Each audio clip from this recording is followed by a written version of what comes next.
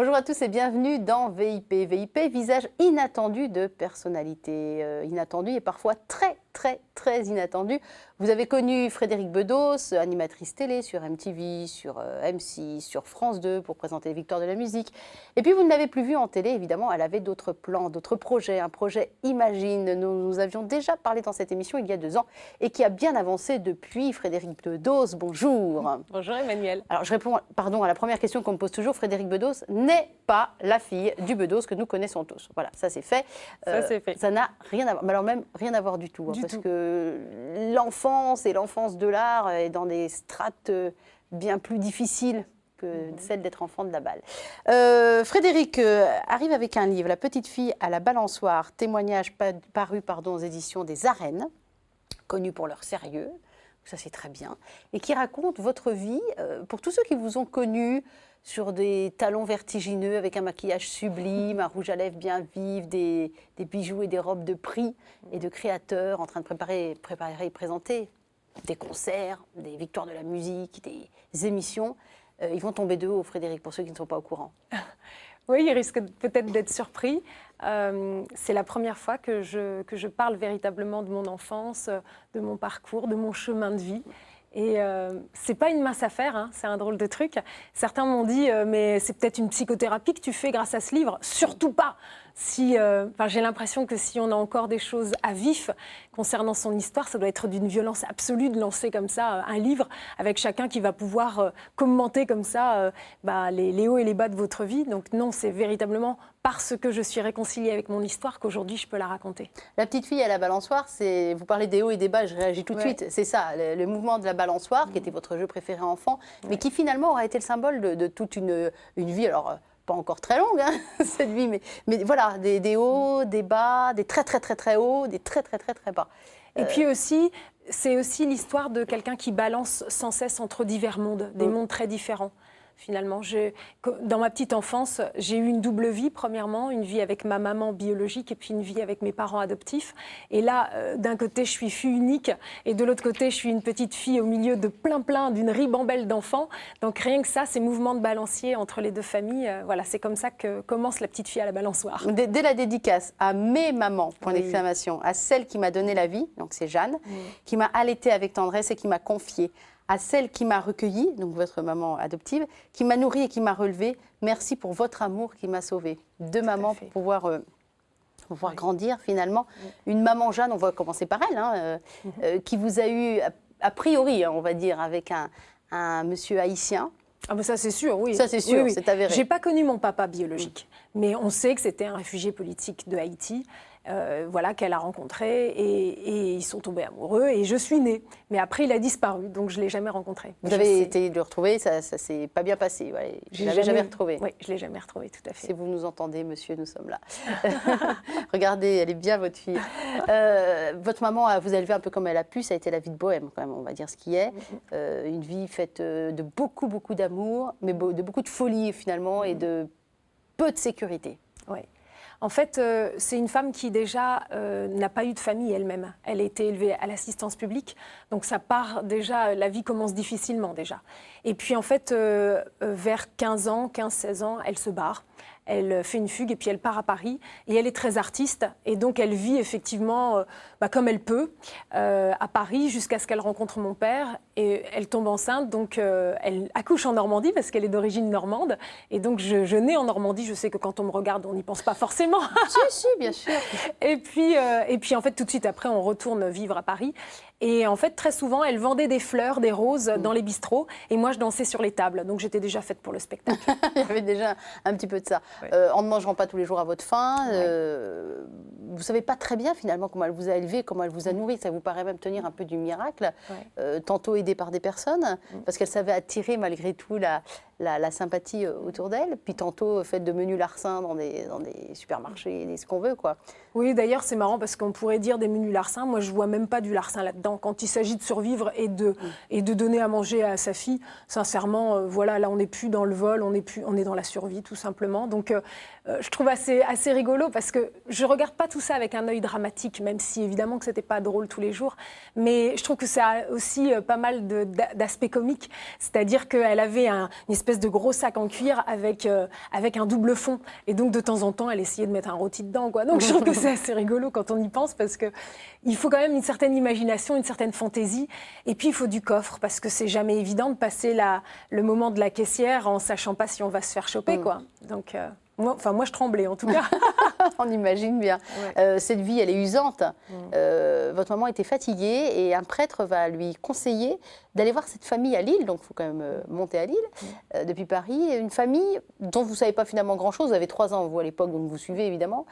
Et vous tombez sur une famille dont on se dit, c'est pas possible, c'est inventé, ça n'existe pas. Une famille où, c'en est encore au tout début, mais grosso modo, on adopte à tour de bras les enfants dont personne ne veut. Voilà. Et vous arrivez dans cette famille remplie d'amour, avant tout d'amour, un couple incroyable. Ouais. C'est le miracle de ma vie. En fait, voilà, je suis avec ma maman, on est à Paris, c'est difficile. Ma mère est vraiment une femme fantasque, donc elle n'écoute jamais aucun conseil. Et pourtant, le jour où elle croise la route de ce prêtre qui s'appelait Joseph et qui lui dit, qui voit très bien qu'on est dans un état de fatigue et de misère, et qui lui dit, écoute Jeanne, je pense que toi et ta petite fille, vous avez besoin de repos, et je connais une famille dans le nord de la France, en fait c'était à Roubaix, enfin la petite maison d'abord c'est à Croix, petite maison de Croix, donc c'est tout près de Lille, et il lui dit, je pense qu'il vous accueillerait, toi et ta fille, et que vous pourriez ainsi peut-être reprendre pied. Et c'est vrai que ma mère, qui n'écoutait jamais rien, a écouté cette parole de ce prêtre. Ça déjà, c'est étonnant.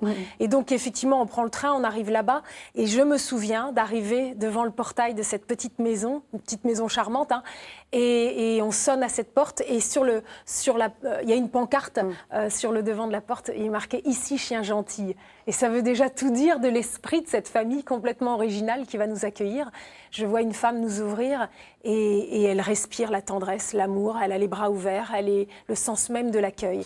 Et à l'intérieur de cette maison, il y a déjà une dizaine d'enfants qui grouillent un petit peu partout et qui ont déjà été adoptés et qui vont devenir mes frères et sœurs. Mais l'aventure ne s'arrêtera pas là. Oui, alors des enfants de toutes les couleurs, de toutes les races, j'allais dire de toutes les religions, même il y en a qui ne sont pas complètement entiers, il y en a qui sont sourds, il y en a qui arriveront plus tard sans bras, sans jambes, ou le visage totalement déformé. Enfin, tout ce qui peut ressembler, en tout cas de loin, à de la misère humaine, va arriver dans cette maison pour se réchauffer, se mettre ensemble et créer un puits d'amour incroyable.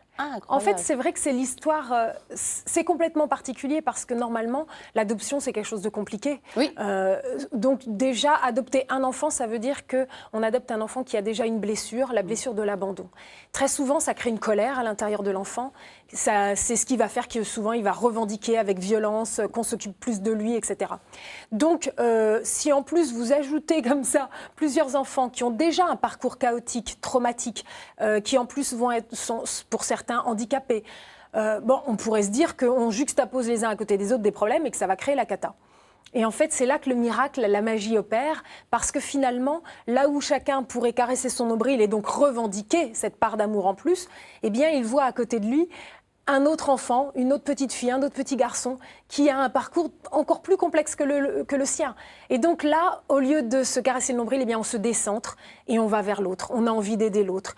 Et c'est là que la magie opère. Donc, et puis c'est vrai que voilà, mes parents ont cet amour, cette patience qui est juste hallucinante. Vous parliez tout à l'heure de ma sœur Cathy qui est arrivée, qui est sourde. Quand elle est arrivée, elle était une boule de violence parce qu'elle avait été martyrisée jusqu'à 4 ans et demi, 5 ans par ses parents biologiques, qui avaient donné comme excuse de ne pas s'être aperçue qu'elle était sourde. Et donc, elle n'était que violence. Et pendant des mois, à chaque acte de violence, ma mère répondait par une caresse. Et petit à petit... Il faut pouvoir, hein. Eh ben, faut pouvoir, surtout quand il y a plein d'autres enfants dont il faut s'occuper en même temps. Et voilà, donc c'est assez mystérieux d'où ça vient, cette capacité d'aimer, mais voilà ce qu'on recevait, le type d'amour qu'on recevait. Et Cathy, comme ça, peu à peu, a pu redécouvrir sa véritable nature, qui était la douceur. C'est vraiment, voilà, cette famille, ce foyer chaleureux, où vous aviez envie de rester, mais la balançoire fait que vous retourniez vivre avec votre maman dans un petit appartement qui n'avait plus rien de chaleureux. D'ailleurs, vous déménagez souvent dans des quartiers pas toujours sympathiques. Et à chaque fois, c'est ce tiraillement entre cette chaleur et puis votre maman qui glisse en plus doucement dans une maladie psychologique qui fait que, elle est internée de plus en plus souvent. Et vous, sur vos toutes petites épaules de petite fille toute maigre et toute menue, va falloir tenir ça, quoi. Va falloir grandir plus vite. En fait, on peut même dire que j'étais une petite adulte miniature. Hein. Je n'ai pas eu véritablement d'enfance insouciante, etc. Ça, c'était pas possible, puisque finalement, peu à peu, je suis devenue la maman de ma maman. Oui. Mais par la force des choses, c'est-à-dire qu'elle a fait ce qu'elle pouvait, mais effectivement, elle sombrait peu à peu dans la maladie mentale. Donc, ce qui est le plus douloureux, c'est que finalement, je connais ma maman, et peu à peu, elle a disparu. C'est-à-dire, la maladie a pris le dessus sur qui elle était. Et donc, c'est ça le plus douloureux, parce que finalement, voilà, tout ce qui la rendait humaine et chaleureuse, eh bien, peu à peu, était effacé par toute l'angoisse générée par la maladie mentale. Votre plus grosse peur était qu'elle retombe enceinte. Et c'est arrivé 2 fois où vous vous êtes retrouvée avec 2 petites sœurs, Emmanuelle d'une part et Marie-Ange d'autre part. Alors Emmanuelle, vous l'avez finalement perdue de vue, elle a été placée, parce que votre maman n'a pas pu la garder. Marie-Ange, vous avez réussi, vous avez remué ciel et terre pour que votre famille adoptive l'adopte aussi. Vous étiez déjà plus grande, vous aviez peut-être aussi voilà, plus de poids. Mais ça aussi, c'est douloureux de devoir en plus être la maman de ses petites sœurs. C'est encore autre chose, encore un autre parcours, et vous êtes toute petite encore. Oui. En fait, voilà, c'est étonnant les étapes de ma vie. C'est-à-dire que pendant des années, je suis fille unique avec ma maman. Donc je suis dans un tête-à-tête avec elle, et qui est assez compliqué et assez douloureux aussi. Et en même temps, c'est par intermittence, puisqu'en fait, je suis avec elle quand on estime qu'elle va à peu près bien, et puis après, elle part pendant des mois à l'hôpital psychiatrique, et dans ces moments-là, je suis avec ma famille adoptive, où là, je passe complètement dans un autre monde, où je découvre la sécurité, une ambiance chaleureuse. Mais le problème, c'est que quand on sait ce que c'est que la sécurité, retourner dans la sécurité, c'est terrible.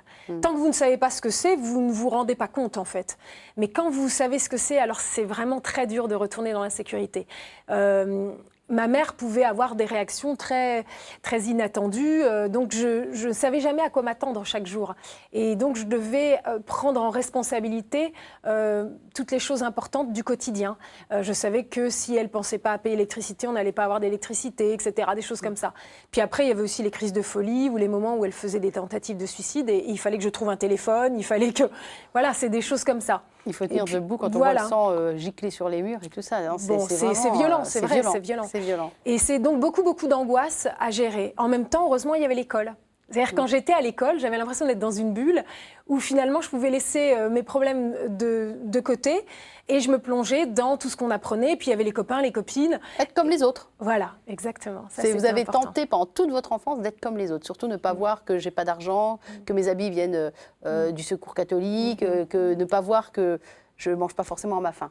Être le plus normal possible. Et pire que ça, ne pas voir que j'ai des poux, que j'ai la gale, que je ne suis pas propre, que des choses comme ça. Et aujourd'hui, je vous le dis de façon très naturelle comme ça, mais ça ne fait pas très longtemps que je peux assumer le fait de dire, bah oui, j'étais une petite enfant pouilleuse, tout simplement. En fait, on appelle ça le quart-monde. Je suis une petite fille du quart-monde. Et le quart-monde, il n'a pas disparu. Non. Il est toujours là. Et la crise, aujourd'hui, fait qu'il grandit. Et c'est à nos portes. Et je pense qu'aujourd'hui, c'est important quand même de le dire. Et j'espère que mon témoignage va permettre aussi de porter un regard bienveillant et tendre sur tous ceux qui nous entourent, tout près de chez nous, là en France, dans un pays qui est quand même un pays riche. Parce que finalement, beaucoup de gens ont envie d'aider et ont envie d'aider au loin, parce que c'est plus exotique. Mais on a besoin aussi de bonne volonté ici. Sur place, bien sûr. Il y a tout un tas d'anecdotes dont on ne va pas parler ici dans La petite fille à la balançoire, hein, votre livre, Frédéric Bedos, relative à cette période. Moi, je voudrais qu'on avance un peu. Vous avez grandi, l'école, c'est vraiment votre truc. Vous vous y épanouissez et d'un seul coup, je vais devenir égyptologue et je vais aller faire l'école du Louvre. Là, votre maman adoptive vous dit, bien sûr, ma fille. Vous dites, mais bien sûr, maman, je vais y aller. Et comme rien ne vous arrête, le bac en poche à 16 ans, avec 2 ans d'avance, s'il vous plaît. Et j'imagine une mention. Oui, juste assez bien. J'étais un chouïa avant mention bien, c'est fou, je ne l'ai pas eu. Bon, et donc école du Louvre, c'est quand même assez réputé, prestigieux et solide comme formation. Vous vous débrouillez à Paris pour vous loger, donner des cours, des conférences, etc. On sent que votre vie, elle est en main. Vous faites un voyage en Égypte. Oui, c'est sûr, je serai égyptologue. La voie est tracée, vous en êtes tiré. Et là, coup du destin, alors là, c'est vraiment l'histoire de votre vie, c'est le coup du destin. Vous êtes tranquillou à une terrasse de café avec une amie, et puis quelqu'un vous aborde. Voilà. Il vous trouve, je ne sais pas, il vous trouve jolie, très certainement. J'avais une tête de bébé, j'avais 23 ans à ce moment-là. Donc voilà, je ne sais pas ce qui l'attire, mais en tout cas, il vient vers moi. Et ce qui est très drôle, c'est qu'effectivement, après toutes ces années d'études, et où finalement aussi des années d'enfermement, j'ai beaucoup passé toute mon enfance en plus, finalement, dans les livres, ce qui m'a sauvée. Mais en même temps, bon, il y a un moment, les livres poussiéreux, on a envie de s'ouvrir au monde. Et j'étais en train de parler avec cette amie étudiante, elle est à l'école du Louvre aussi avec moi, j'étais en train de lui dire, mais j'adorerais maintenant partir dans le monde et puis partager les connaissances que j'ai apprises. Voilà, c'est vraiment ça que j'ai envie de faire. Et tac, ce gars arrive, c'est un Américain, il vient de lancer une chaîne câblée à New York et il me dit « You're the one I want ». Vous êtes celle que je veux. Ouais. Voilà, exactement. Alors, vous êtes celle que je veux, ah bon ? Et en fait, moi, je ne connaissais pas New York, je parlais plutôt bien l'anglais et je me dis « mais let's go » parce que qu'est-ce qui me retient ? Je vais essayer, je vais tenter. Et donc, je me retrouve à New York et j'apprends tout sur le tas. Et c'est comme ça que je me retrouve animatrice télé, journaliste. Ouais. Ouais. Donc, effectivement, apprentissage sur le tas. Tout de suite, vous dites « Ah, je crois que je suis faite pour ça ». Là, il y a quelque chose pour moi à ce niveau-là. Ouais. Oui, vous éclatez parce qu'on vous habille, on vous maquille, on vous coiffe, on vous envoie dans des soirées ultra huppées dans New York. C'est New York. C'est en plus le New York underground, le New York des artistes, le New York des expositions comme ça, hyper hype. Totalement le jour et la nuit par rapport de l'endroit où je viens, hein, c'est très marrant. Mais en même temps, pour les États-Unis, eux, ils ne savent pas d'où je viens. Je suis une Frenchie, donc c'est hyper, c'est chic, et avec mon petit accent French et tout ça. Et en plus, malgré mon jeune âge, j'ai un background culturel qui me permet véritablement d'être reporter culturel sur place. Donc, c'est vraiment, vous savez, c'est le pays des self-made men. Mais aussi des self-made women. Donc, on peut tout recommencer là-bas. Et donc, c'est un vent de liberté. Je n'ai pas à porter mon passé, ni rien de tout ça. C'est génial, quoi. Alors, tout est dans le livre, donc on va passer un petit peu. Les années passent, vous travaillez en Angleterre, vous travaillez un petit peu en France, en Angleterre ensuite. Vous revenez en France, on finit enfin par vous repérer en France. Nul n'est prophète à son pays, ça aura pris quelques années. Et puis, vous vous retrouvez à animer des émissions musicales. Il y a eu notamment les Victoires de la musique que vous avez co-présenté à une époque avec Jean-Luc Delarue, ça c'était sur France 2. Puis il y a eu Concert privé qui était une très belle émission de musique sur W9. W9 et M6, ouais. Voilà, concurrente de Taratata. Oui, pour donner un peu une idée aux gens s'ils ne l'avaient pas vu. Donc tout va bien pour vous, vous recevez des artistes internationaux. La dernière émission que vous ayez faite, c'est avec Coldplay. Juste ça, quoi. Rien que ça. Rien que ça. Et à un moment, il s'est passé quelque chose dans votre vie qu'on va devoir raconter, me semble-t-il. Qu'est-ce qui fait que, devant des directeurs d'M6 absolument médusés et des producteurs, vous disiez, voilà, j'ai fait mon temps en télévision, je vais m'arrêter là, je crois qu'autre chose m'appelle, un projet m'appelle, alors que vous êtes au sommet de la carrière, quand même. Bon, en même temps, je n'ai jamais été j'ai jamais eu une célébrité à la Madonna ni rien, donc on relativise.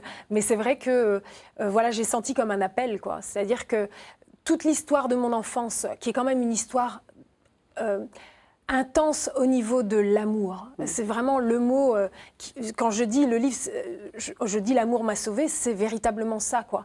Et donc j'ai un petit peu toutes les valeurs de mon enfance qui remontent à la surface, parce que dans une famille où on a pu vivre, quelles que soient nos différences, sans aucun jugement ni rien. Vous voulez dire quelque chose ? Mais j'allais dire, les valeurs, c'est les valeurs qui me font réagir. On n'a peut-être pas assez dit que vous êtes parti dans ce monde paillettes, show business, avec tout ce que ça génère de mauvais aussi. Il y a eu de la drogue, il y a eu sans doute des soirées bien arrosées. Il y a eu entre-temps une petite fille qui est née quand vous aviez 20 ans, Clémentine, qui est une superbe jeune femme aujourd'hui. Il y a eu un divorce, il y a eu une autre rencontre qui se termine aussi par une séparation. Enfin, vous êtes passé par toute une vie. Bien sûr. Puis un jour, vous déposez tout ça. C'était en 2009, 2008. Vous déposez tout ça. Alors, on va peut-être expliquer comment d'un seul coup, cette famille que vous n'aviez pas reniée, mais que vous aviez tenue au loin, ces valeurs que vous aviez tenues au loin, cet amour peut-être trop présent, que vous aviez repoussé depuis 10 ans, d'un seul coup, tout remonte. C'est bien ça. Oui, en fait, effectivement, pendant toute une période, je ne vais pas revoir ma famille. C'est-à-dire que je pars donc d'un coup dans ce tourbillon médiatique, etc. Je m'éclate. Excitant et tout, mais en même temps qui me permet de vivre une adolescence que je n'ai pas vécue. C'est-à-dire que finalement, toute mon enfance, toute mon adolescence, j'ai dû être tellement sérieuse, j'ai dû assurer tellement face à des difficultés qui étaient quand même... Voilà, qui étaient assez lourdes et des épreuves quoi, qui m'ont meurtrie. Et donc, j'ai dû tellement assurer. Et d'un coup, je suis partie en live.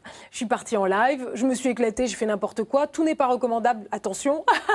Mais je pense que pour moi, c'était une bouffée d'oxygène, c'était nécessaire. Mais après, ce qui se passe, c'est qu'il y a eu un écroulement intérieur. Véritablement, je suis tombée dans un puits noir. et jusqu'à faire une tentative de suicide. Donc, si vous voulez, alors à ce moment-là, et je pense que tous ceux qui connaissent les cas de suicide, on n'a plus du tout de logique, on n'est plus dans la raison. Voilà, on est juste en train de glisser lentement vers quelque chose qui nous aspire et c'est tout noir. Et donc, j'ai toute cette période-là où on pourrait croire que finalement, maintenant, tout va bien pour moi, et pourtant, c'est à ce moment-là que je m'écroule. Et je crois que très souvent, c'est ce qui se passe dans les étapes psychologiques, c'est qu'au moment où les épreuves sont les plus fortes, vous avez la force de les affronter, parce que de toute façon, vous n'avez pas le choix. Mais c'est une fois qu'elles semblent derrière vous que souvent le contre-coup arrive. Et donc moi, il m'a bien fait mal le contre-coup. Et donc c'est aussi tout ça qui explique la séparation pendant tout ce temps avec ma famille. C'est que de toute façon, je ne pouvais pas faire face. Et donc j'ai fait comme j'ai pu. Mais voilà qu'en 2008, tout le puzzle de ma vie se remet en place. Et donc, je porte un regard d'un coup critique sur le monde des médias d'aujourd'hui et je me dis, finalement, la télévision, les médias montrent quand même très souvent le pire de nous. Et moi, maintenant, je veux montrer le meilleur. Et le meilleur, c'est ce qui m'a sauvée, c'est l'amour. Le meilleur, c'est quand des personnes décident d'aller aider les gens. Et c'est ça que j'ai décidé de faire. Voilà, vous avez un exemple fabuleux, ce sont vos parents adoptifs, là, comme ça, sous le nez. Vous allez les retrouver à l'occasion d'un décès douloureux dans la famille, d'un enfant. Vous les retrouvez, il y aura une vraie fécondité dans ce décès. Vous les retrouvez et vous dites, voilà, moi je veux mettre en avant des gens comme eux, des héros anonymes, mais des sacrés héros dont l'exemple peut parler à tout le monde. Et c'est ça finalement l'essence du projet Imagine. Donc ça n'est pas comme ça, hein, un projet, il faut vous quitter la télé, puis vous prenez du temps pour réfléchir. Qu'est-ce que je fais? L'idée de créer un média sur Internet, il faut le temps que ça émerge. Il faut aussi le temps que je fasse les bonnes rencontres, parce que je ne peux pas faire toute seule.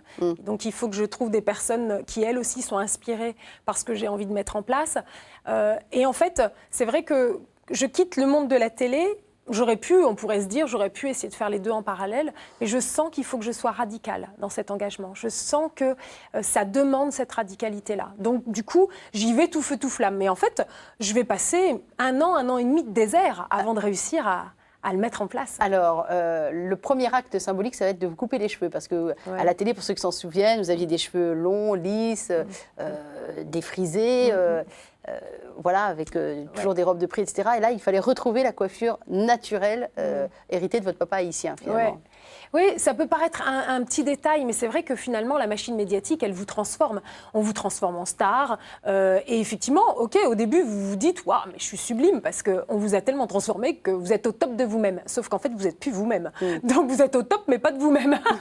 Donc, c'est un peu là l'arnaque. Hein. Et c'est vrai qu'au moment où je passe un an et demi de désert, ça va me permettre de retrouver qui je suis, de retrouver mon identité et de retrouver mon authenticité. Et donc, aujourd'hui, je parle de cette année de désert avec tendresse, mais sur le coup, quand je l'ai passé, c'est une sacrée claque, hein, c'est pas fastoche le désert.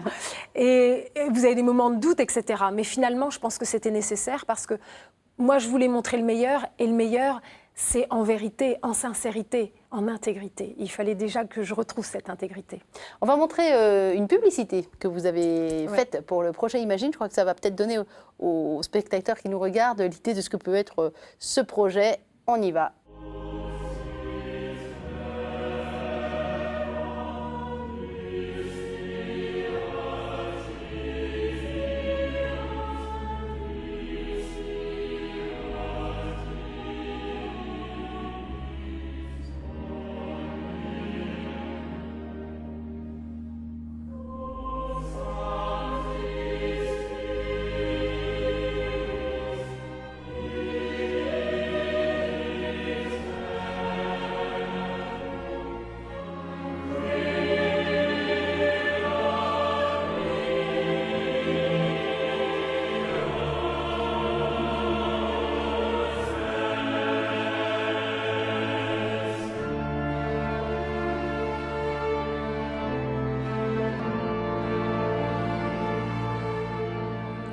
Magnifique cette publicité, Frédéric Beloz. Ah, De Gaulle, Armstrong, Jeanne d'Arc. Jeanne d'Arc qui se mettent des héros, voilà. Qui se mettent au service des plus démunis. On s'est dit, voilà, dans l'imaginaire des gens, il y a plein plein partout, moi. C'est chouette, hein, c'est émouvant.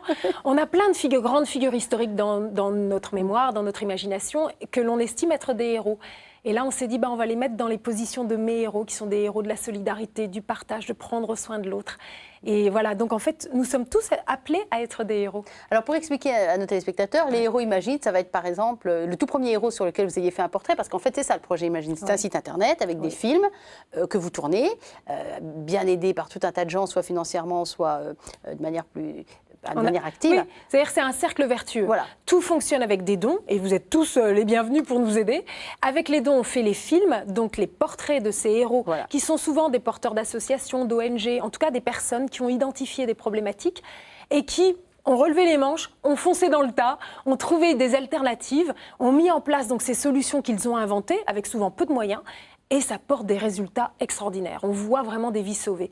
Donc quand on regarde ça, on est épaté et on se dit « mais moi aussi, je vais pouvoir faire quelque chose ». Et en fait, in fine, on termine le cercle vertueux en donnant des coups de pouce financiers à ces hauts héros qui ont le plus besoin. Voilà, et le tout premier, c'était Riyad Salem, le premier film qui est très investi dans le monde du handicap, qui est lui-même très handicapé et qui est pourtant une boule d'énergie. Vous avez l'habitude de dire, moi quand je suis avec lui, je suis complètement vidée parce que c'est quelqu'un qui a tellement d'énergie du haut de son handicap et non pas du bas, qu'il est totalement incroyable. C'est aussi ça que j'aime avec le projet Imagine, c'est qu'on ne fait pas la morale, mais en montrant des faits, en montrant des personnes, mais oui, qui font des choses extraordinaires, bien souvent ça fait tomber des préjugés et ça fait changer les mentalités. Par exemple, pour Riyad, sur le handicap, on fait complètement tomber le préjugé de se dire, voilà, une personne qui est née sans main, sans jambes, le pauvre, c'est une personne faible. Bah non, quand vous voyez Riyad, la baraque que c'est, et l'énergie de vie qu'il dégage et qu'il vous donne, qu'il vous transmet, vous changez complètement de regard sur le handicap. Ça, j'adore. Alors, je vais vous présenter quelqu'un, Frédéric Bedos, qui a lui aussi totalement changé de vie, qui avait une vie très posée, très sage, très raisonnable, et qui est parti sur d'autres chemins. Je vais demander à Jean-Pierre Arbon de venir nous rejoindre sur le plateau. Bonjour, Arbon de son nom de scène.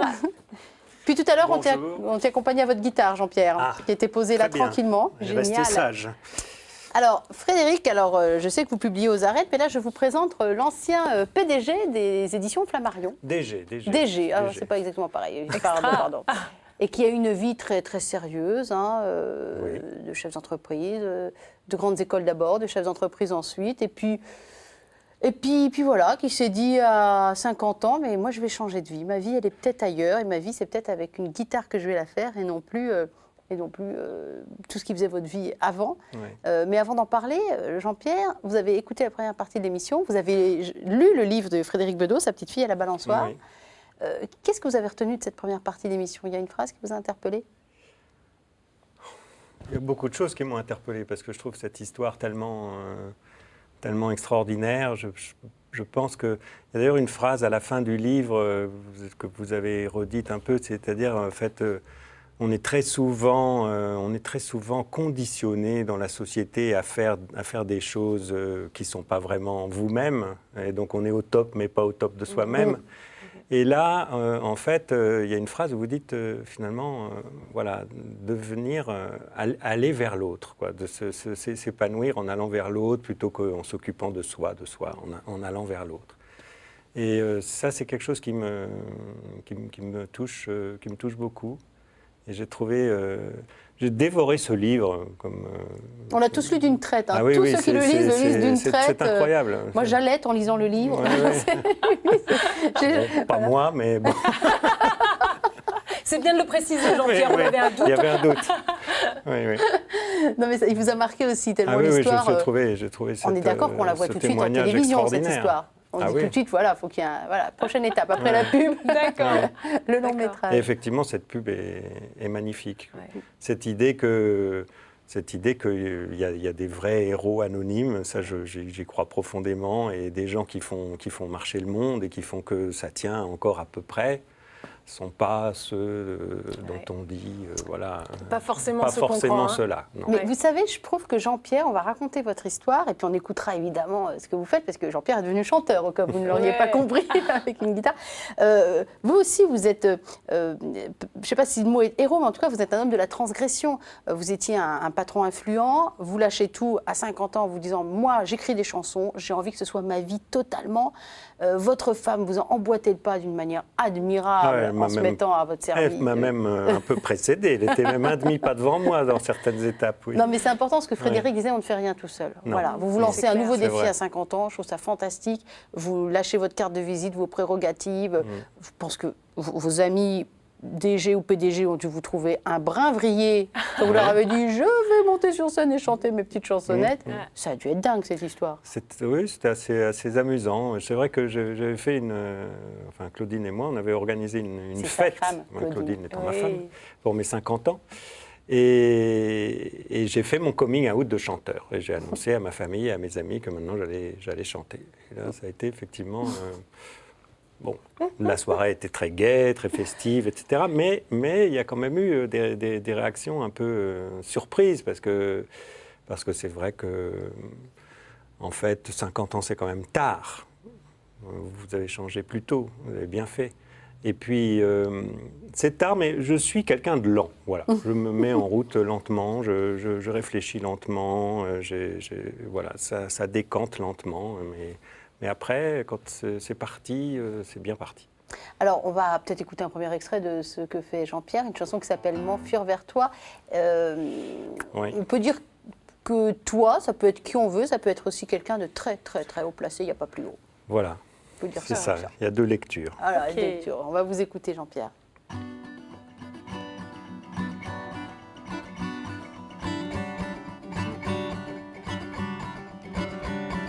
Moi qui m'efforçais de rester immobile à l'écart des grands fleuves, où l'on se noie, moi pour qui changer de place était futile, je ne rêve plus que de m'enfuir vers toi. Ma vie, c'était des jours lents et dociles, sans effort ni ardeur, ni désarroi, et tu es apparu dans mon ciel sur un fil, et je ne rêve plus que de m'enfuir vers toi. M'enfuir vers toi. M'enfuir vers toi. Tu m'as libéré de ma torpeur tranquille, allumant dans mes nuits des feux de joie où brûlent mes meubles et mes pensées inutiles, et je ne rêve plus que de m'enfuir vers toi. La promesse escarpée d'un bonheur fertile, je l'ai lue dans tes yeux qui dictent leurs lois. Tu places le royaume au milieu de l'exil, et je ne rêve plus que de m'enfuir vers toi.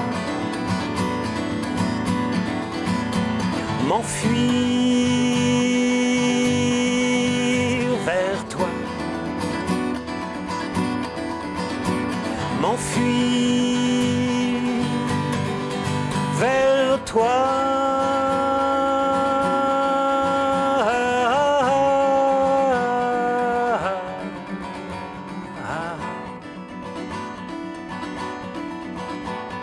M'enfuir vers toi.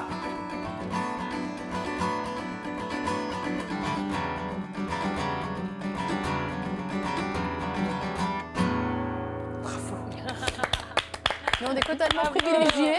On a l'artiste pour nous toutes seules. C'est chouette. Avec vous, C'est effectivement. super. Merci. M'enfuir Merci vers beaucoup. toi, c'est pas un exercice facile que vous faites. Alors merci Non. beaucoup Jean-Pierre Ouais. Arbon de le faire pour nous.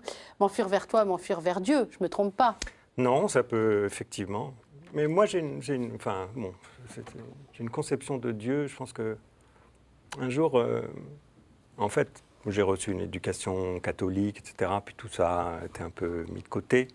Et avec Claudine, je redécouvre plein de choses. Et un jour, à la messe, on est tombé sur un prêtre qui avait fait un sermon où il s'est mis à parler d'Eti le Sum. Et cette idée que, en fait, Dieu n'était pas forcément le Dieu tout-puissant, créateur du ciel et de la terre, etc., mais au contraire pouvait être quelque chose d'extrêmement fragile dans le cœur de chacun de nous, comme une petite flamme qui risquait à tout moment de s'éteindre.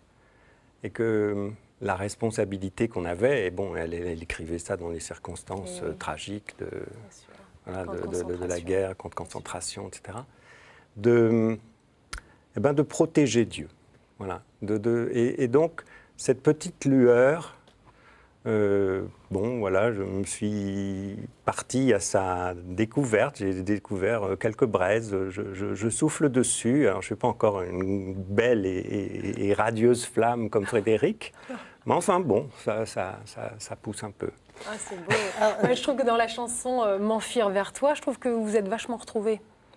Vous êtes quelqu'un qui s'enfuit, mais en fait, vous vous êtes trouvé. Oui, bon, tant mieux. Non, mais c'est vrai. Mais une fois qu'on a trouvé enfin notre chemin, après, effectivement, il faut l'arpenter, il faut croître, il faut grandir. Voilà. Mais moi, je rejoins totalement cette image de Dieu. Et effectivement, on en parle très, très peu.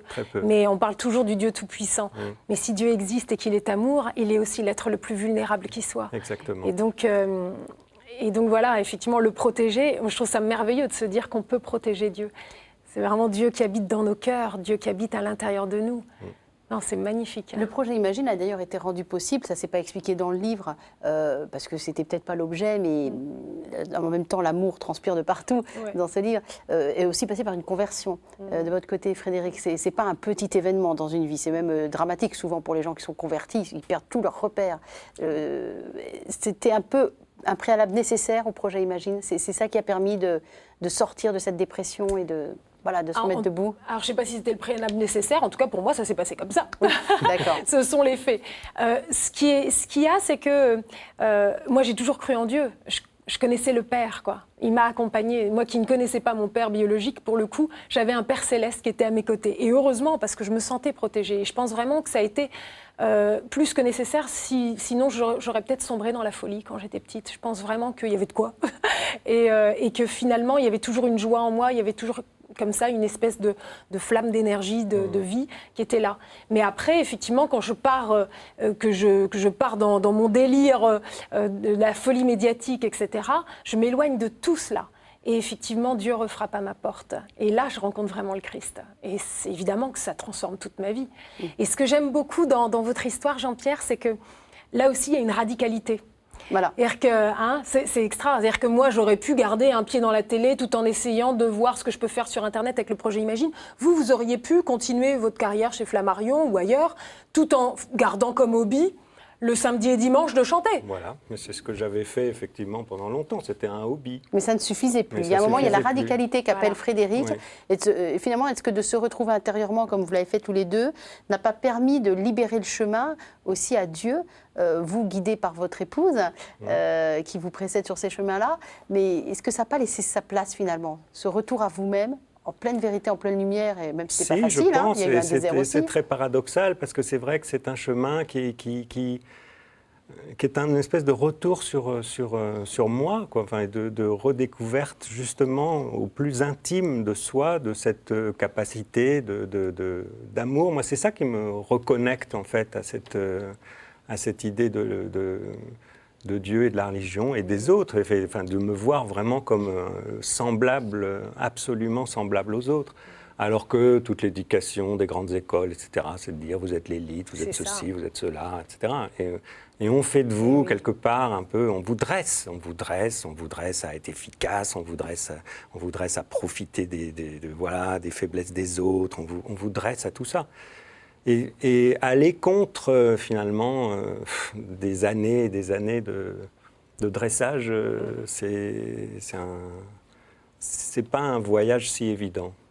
Surtout que vous avez redémarré à zéro, on l'a dit, donc il y a 10 ans en fait, parce que vous fêtez vos 10 ans de chansons et 3 albums. à un moment, on redémarre. Vous étiez arrivé assez haut, vous, voilà, patron d'une grosse boîte. Vous redémarrez à zéro. Je pense que le désert, vous l'avez connu aussi, non? Oui, le désert... bon... On ne démarre pas impunément une carrière de chanteur à 50 ans. Non, on ne démarre pas impunément une carrière de chanteur à 50 ans. Et puis d'ailleurs, est-ce qu'on démarre vraiment une carrière? C'est le mot carrière là, qui pose un peu problème. On peut décider de consacrer sa vie à la chanson, etc. Mais ce n'est pas une carrière, c'est un marché, bon, vous connaissez ça mieux que moi, c'est un marché de jeunes, la musique. En plus, en 10 ans, c'est un marché qui a perdu les 2/3 de son chiffre d'affaires. Donc c'est ce moment-là pour se lancer. Complètement vent contraire. À 50 ans, j'étais absolument pas intéressant pour aucune maison de disques, etc.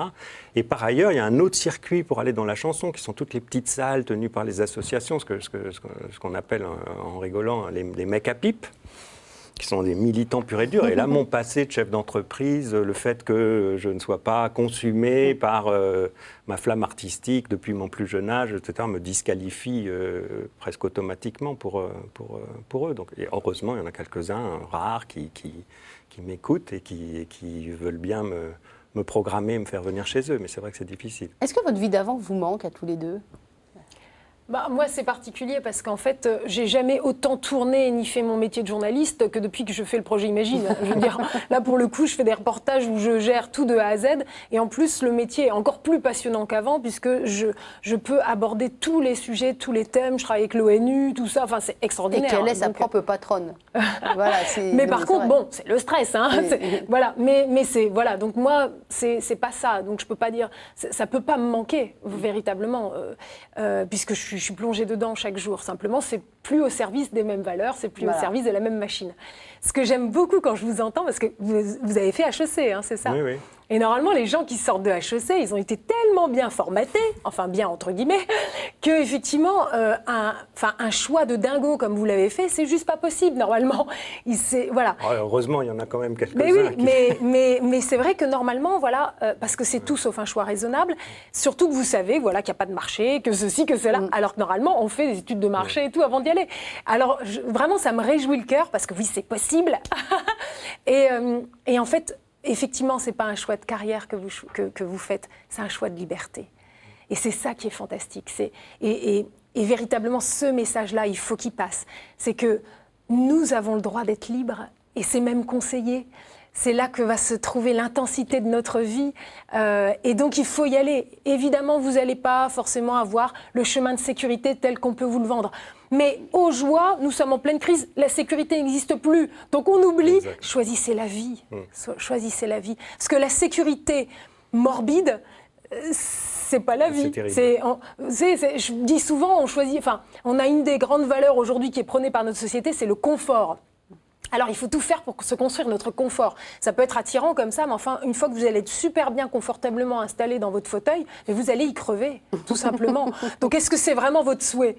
Allez-y, vivez. Ça vous parle, ça? Oui, ça me parle, parce qu'il y a une phrase de Montaigne que j'adore, qui m'a beaucoup inspiré, il dit « La préméditation, au sens de penser à l'avance, la préméditation de la mort, c'est la préméditation de la liberté. » Donc, en fait, voilà, de toute façon, quoi qu'on fasse, on a beau accumuler, etc., tout ça se terminera. Et donc, pourquoi ne pas être libre? Et c'est vrai, la seule urgence, c'est d'être libre. C'est la seule urgence. Alors, on va parler de deux hommes qui devaient être sans doute un peu libres. Je voudrais parler de Brassens et La Fontaine, parce que pour fêter ses 10 ans, Jean-Pierre Arbon a une idée que je trouve assez géniale et qui rend très bien sur scène, on va regarder ça dans quelques secondes, c'est de mettre en regard les fables de La Fontaine avec le répertoire de Brassens. Sur le coup, on se dit, tiens, c'est drôlement bizarre comme idée, mais ça fonctionne, mais c'est incroyable. Ça donne un spectacle drôle que vous avez joué avec Marie-Christine Barraud. Il a réussi à embarquer Marie-Christine Barraud dans cette histoire-là. Et vous avez joué notamment dans ce festival que vous avez créé, Chansons et mots d'amour. Pas d'amour, hein, d'amour, c'est presque pareil. C'est dans les Landes, aux arènes d'amour. Un super festival de chansons françaises. Voilà, que Claudine et moi et quelques amis avons créé. C'est le village de ma famille maternelle. Et on a décidé de créer ce festival. Et dans une des créations du festival était effectivement ce spectacle La Fontaine Brassens avec Marie-Christine. Ça fonctionne, c'est incroyable. On va regarder un extrait, c'est souvent drôle, en tout cas très bien vu. Brassens, La Fontaine par Arbon et Barraud, ça donne ça. C'était, me direz-vous, des grâces roturières, des nymphes de ruisseau, des Vénus de barrière, mon prince. On a les dames du temps jadis qu'on peut. Chemin faisant, il vit le col du chien pelé. Qu'est-ce cela, lui dit-il? Rien. Quoi, rien? Peu de choses. Mais encore? Le collier dont je suis attaché de ce que vous voyez est peut-être la cause. C'était, me direz-vous, des grâces roturières, des nymphes de ruisseaux, des Vénus de barrière. Mais c'était mes amours, excusez-moi du peu. Mourons pour des idées, d'accord, mais de mort lente. Défendez-vous par la grandeur, alléguer la beauté, la vertu, la jeunesse. La mort ravit tout sans pudeur. Un jour, le monde entier accroîtra sa richesse. Je t'ai fait voir tes camarades ou mourants, ou malades. Qu'est-ce que tout cela qu'un avertissement? Allons, vieillard, sans réplique. Il importe à la République que tu fasses ton testament. Je dû plaire à l'ingénue, car à la fontaine souvent, elle s'alla baigner toute nue, en priant Dieu qu'il fit du vent, qu'il fit du vent. Ah bravo, franchement c'est une très belle idée. Ils ont en commun, Brassens et La Fontaine, ils ont en commun la gaieté. Et dans sa préface des fables, j'ai noté parce qu'elle est un peu longue, La Fontaine écrivait « Je n'appelle pas gaieté ce qui excite le rire, mais un certain charme, un air agréable qu'on peut donner à toutes sortes de sujets, même les plus sérieux. » Et la gaieté, c'est aussi ce qui vous relie, je crois, me semble-t-il, dans vos projets musicaux, dans vos projets, j'allais dire, c'est pas humanitaire, mais... oui, mais philanthropique. Philanthropique, voilà, cherchez le mot. La gaieté, c'est ce que ça respire, tout ça. Oui, ben c'est très important, la gaieté. Enfin, je voudrais dire que ce spectacle, on le joue vendredi 29. Ah oui, il faut le dire, oulala. Vendredi 29 novembre, donc au studio Raspail, à 20h30, Marie-Christine Barrault et moi. À Paris. Donc à Paris, 216 boulevard Raspail. Mais la gaieté, oui, j'aime beaucoup cette phrase parce qu'il y a cette idée que, enfin, il y a tellement aujourd'hui, à mon avis, de difficultés, de tensions, de choses pénibles, de lourdeurs, etc., que je finis par en vouloir un peu, moi, à tous ces chanteurs, à tous ces artistes qui en rajoutent et qui vous remettent une couche de choses, voilà, de pathos, d'émotions, de ça va pas, de ceci, de cela. Bon. Aujourd'hui, je pense que c'est vraiment la mission, c'est d'essayer de partager un sourire, un peu de légèreté, de respirer, d'entrouvrir une petite fenêtre. Ça dure une heure. Il ne faut pas non plus se faire d'illusions sur la puissance que ça a. Ou une grande fenêtre, parce que quand on ouvre la fenêtre d'Internet, comme le fait le projet Imagine, donc c'est sur Internet, donc tout de suite c'est décloisonné. Internet, c'est tout de suite mondial. Quand Frédéric Bedos veut organiser un jeu pour faire connaître son site, elle appelle Chris Martin de Coldplay, elle l'appelle. Hein. Vous et moi, on achète le disque, on écoute, elle l'appelle. Voilà. Et il parraine le jeu et paf, c'est une fenêtre mondiale. D'un seul coup. Mais bon, moi je parlais de ce que je fais moi. Oui, bien sûr. Ce que fait Frédéric. Mais ça peut être des fenêtres plus ou moins grandes, du moment que c'est de la liberté et de l'air qui passe. Ouais. Mais c'est vrai que la joie aujourd'hui, c'est vraiment une clé super importante, quoi. Il faut absolument que l'on soit des vecteurs de joie. Parce qu'en fait, c'est aussi des vecteurs d'espérance. En fait, on est dans une période où, effectivement, peu à peu, on grignote l'espérance dans le cœur des gens. Ça les rend complètement donc désespérés, mais aussi cyniques. Ils ont l'impression que tout est foutu, que voilà, ça ne sert à rien d'essayer, puisque de toute façon, c'est foutu. Alors que la vérité, c'est que heureusement qu'il y a plein de choses magnifiques qui se passent autour de nous et qui sont matière à se réjouir. Et finalement, ça ne veut pas dire avec des grosses choses. C'est aussi quelque chose qu'on décide, la joie. C'est-à-dire le matin, si on décide, en se levant le matin, aujourd'hui, je vais plus sourire qu'autre chose, vous allez transformer non seulement votre journée, mais celle de ceux que vous allez rencontrer. Mais vous avez déjà transformé vos vies, finalement. Donc il y a quelque chose que vous avez rechoisi. Vous avez eu le courage de casser quelque chose qui marchait très bien, et vous rechoisissez accompagné par des personnes de valeur. En l'occurrence, chacun vos compagnons respectifs et d'autres personnes. Enfin, un petit bisou à Ralph. Voilà, en passant. Mais d'autres personnes n'ont pas fait ce choix-là, n'ont pas eu ce courage-là. Qu'est-ce que vous aimeriez leur dire à ces gens-là qui, finalement, se contentent malheureux verbe, ne s'octroie pas en tout cas cette liberté. Ce qu'il y a la peur, hein. Qui dit liberté dit peur. Exactement. On leur dit quoi, Jean-Pierre? Moi, je ne sais pas Qu'est-ce pour que toi, Frédéric? mais moi Si j'ai elle pas... vous tutoie, c'est que le courant passe très très bien. Oui, ça y est, Faut le savoir. ça y est, c'est sorti, je Bon, te bah. tutoie, Jean-Pierre. Je ne sais pas pour toi, mais il me semble que ce n'est pas forcément une question de courage, c'est qu'à un moment, Non. presque on a l'impression qu'on n'a plus le choix. Je n'ai Non pas l'impression d'avoir été, Ouais. d'avoir été courageux. J'ai fait quelque chose. En fait, il faut simplement oser s'écouter, quoi. Oser. La devise d'HSC, d'ailleurs, c'est apprendre à oser. C'est assez curieux parce qu'en fait, on n'ose pas grand-chose. Ou alors, bon. Ou alors c'est un peu comme genre tonton flingueur, les cons ça ose tout, c'est même à ça qu'on les reconnaît. Mais c'est vraiment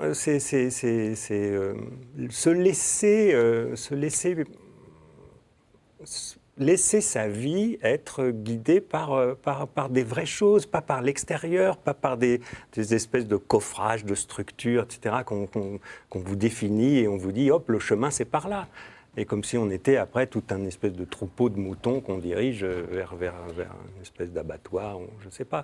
Non, prendre la clé des champs. La clé des champs, pour moi, c'est... Et la clé du champ, Alors, évidemment. voilà, J'ai beaucoup en joué parlant, sur cette alors, idée. L'actualité de Jean-Pierre Arbon, c'est donc le spectacle avec Marie-Christine Barrault, hein, Brassens, La Fontaine, redites-nous, Boulevard Raspail. Oui, Studio Raspail, vendredi 29. Voilà, il y a également un livre sans chansons, Arbon, ce sont donc sans textes de chansons qui sont très poétiques, qui se lisent aussi très bien sans musique, mais évidemment je vous conseille les 3 albums, et notamment le dernier, vous voyez tout ça sur votre écran, un site internet également.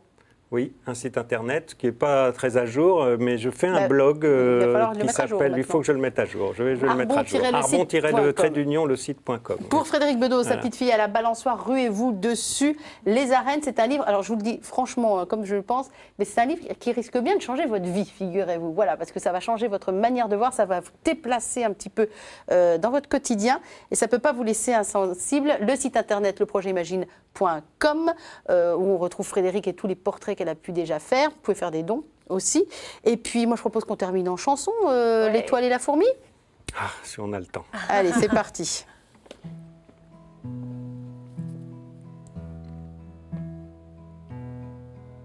Dans une nuit blanche, blanche et sans émoi,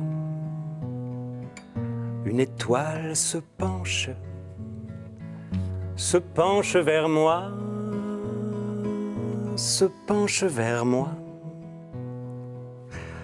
Elle me dit, que comptez-vous faire? Attendre, attendre, je lui réponds, voir le temps passer, sans mystère, scintiller jusqu'à l'heure blême. La fourmi opine et répond, moi, la fourmi, l'étoile cligne et me répond, moi de même, quelle étrange conversation, voilà la fourmi. Sur une herbe épaisse et tendre à la fois, une fourmi se dresse et s'adresse à moi,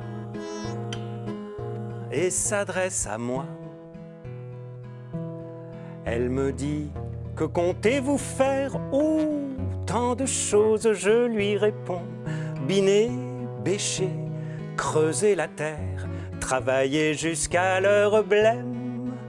La fourmi opine et répond, moi de même, quelle étrange conversation.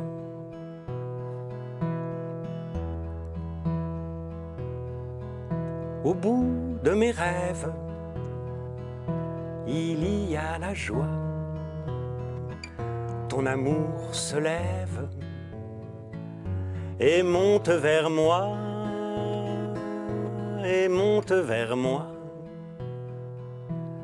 Il ne dit pas, qu'allez-vous faire? Il ne pose pas de questions.